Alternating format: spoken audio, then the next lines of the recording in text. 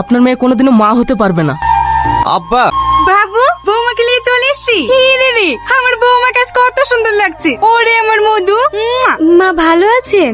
এতক্ষণ ভালো ছিলাম না মধু, তোমাদেরকে দেখে ভালো হলাম। আমার ঘরের লক্ষ্মী ঘরে ফিরে এসছে। নতুন বৌমাকে বাইরে দাঁড় করে রাখবা না ঘরে নিয়ে কিছু খাওয়া দাওয়ার ব্যবস্থা করবা? হ্যাঁ, এক্ষুনি করছি। চলো মা, ঘরে চলো।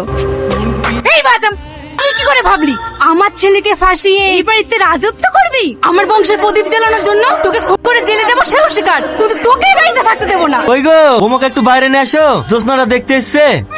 এই বাজাকে আবার দেখতে এসছে। এই চপ। কি ব্যাপার সালমা, তুমি কাঁদছো কেন? না না, তেমন কিছু হয়নি। দেখ না বাবু, বৌমাকে একটু ভালোবেসে আদর করছিলাম তো, তাই মার কথা ভেবে কষ্ট পাচ্ছে। এতে কষ্ট পাওয়ার কি আছে? আমি তো তোমার মায়েরই মতো।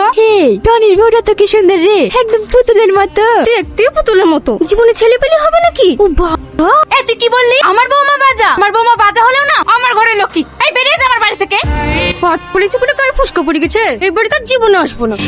দেখো দিনি, লোকের কথা শুনে তুমি কেন কাঁদছো? আমার পরিবার তোমার সাপোর্টে আছে। মা, সালমাকে ঘরে নিয়ে যাও।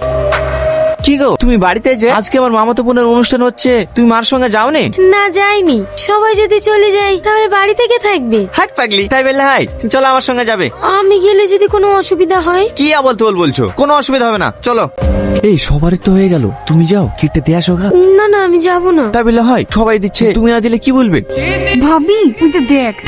এই থামো, খবরদার তুমি আমার মেয়ের মুখে খিদ দিবা না। আমার মেয়েরও অমঙ্গল হতে পারে। মামি, সালমাকে তুমি একই বলছো? সালমা খিদ দিলে এমন কি অমঙ্গল হবে? অমঙ্গল হবে না? তুমি বাজা মেয়েকে বিয়ে করেছো, ওর হাতে খেলে আমার মেয়েকে খেতে দেবো না। যে বাড়িতে আমার বোর সম্মান নাই, সে বাড়িতে আমিও থাকবো না। এই সালমা চলো, এরা সব কুসংস্কার বিশ্বাস করে। এই বাজা, তোকে আমার ভাই বাড়ি যেতে মানা করিনি, তারপর কেন গেছিলি? মা, আমি যেতে চাইনি। আপনার ছেলে আমাকে জোর করে নিয়ে গিয়েছে। আমাকে ছেড়ে দেন মা। ওর উপরে এমন অত্যাচার করবো?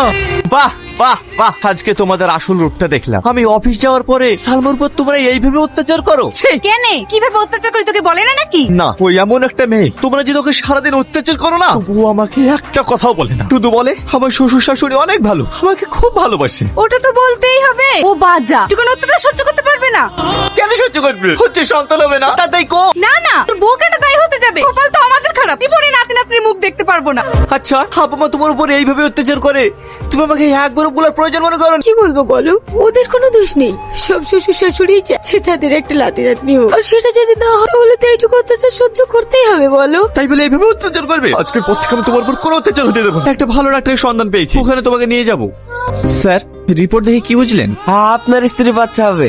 আপনি সত্যি বলছেন স্যার? আমার স্ত্রী বাচ্চা হবে? হ্যাঁ, কিন্তু ছোট্ট একটা অপারেশন করতে হবে। অপারেশন করতে হবে? কোনো সমস্যা নেই, আজকে অপারেশন করে আজকেই বাড়ি নিয়ে যেতে পারে। ঠিক আছে ডাক্তার বাবু, আপনি অপারেশন করার ব্যবস্থা করুন। বৌমা, তুমি কেন কাজ করছো? তোমাকে কাজ করতে বারণ করিনি? আমার নাতির যদি কিছু হয় না, তাহলে কিন্তু তোমার কপালে কষ্ট আছে। যাও ঘরে গিয়ে রেস্ট নাও গা।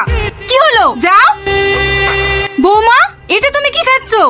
এতে তো আমার নাতির ক্ষতি হবে। এটা আমাকে দাও, তুমি ফল খাও। আমি পাচ্ছি না মা।